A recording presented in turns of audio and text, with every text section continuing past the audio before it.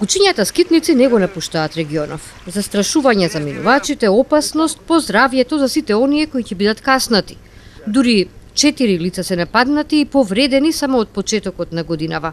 Од Центарот за јавно здравје велат дека во овие 15 дена 2 лица се нападнати во градот, а 2 случаи на каснување се регистрирани во селските средини. Граѓаните бараат помош од властите. Оттаму со кренати раменици и без одговор. Како да не се опасни? Па напаѓаа секојаш, ама еве, само збора дека ќе го реша тоа прашање, уште не може да го реша. Дури, како што слушам, носат и од Скопје вамо. Нашли место, како што се вика, куќа без сајби.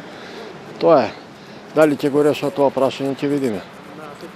Многу лоша работа. Дали сте се соочиле со напад од куче скитник? Абе, ја имам пракса, јас сум селско дете, не се плашам толку од кучиња, меѓутоа има луѓе кои што имаат страф. Посебно жени, девојки, гледам покрај нашата зграда таму на Борис Кидрич, савале спија, лежа тука и ги заобиколуваат. Значи треба опрезност. Тие се гладни, ако го е човек гладен и тој напаѓа, а камоли кучиња. Па кучињата скитници многу се опасни. Невакцинирани, напаѓа и така. Дали сте имале напад од куче, дали сте забележале напад од куче? Не, досега не, ама гледам работници се бајле што ида на работа, а по риболов идем се бајле, гледам ги напаѓа и така. Претерано се опасни за нас, за децата, само што кој да ги тргне од пат. Има.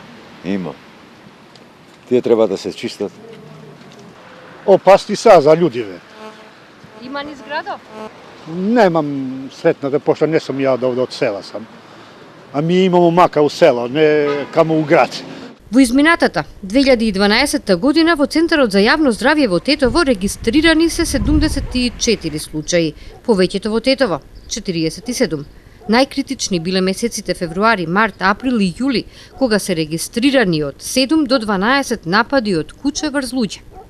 Според податоците од ветеринарната станица, во Тетовскиот регион кружат околу 2000 бездомни и често заразени кучиња.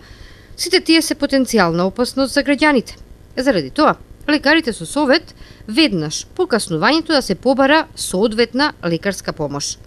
Пред речиси 8 години имаше обид за долгорочно решавање на проблемот. Во ветеринарната станица Тетово со поддршка на УСАИД беше изграден стационар кој функционираше само 6 месеци.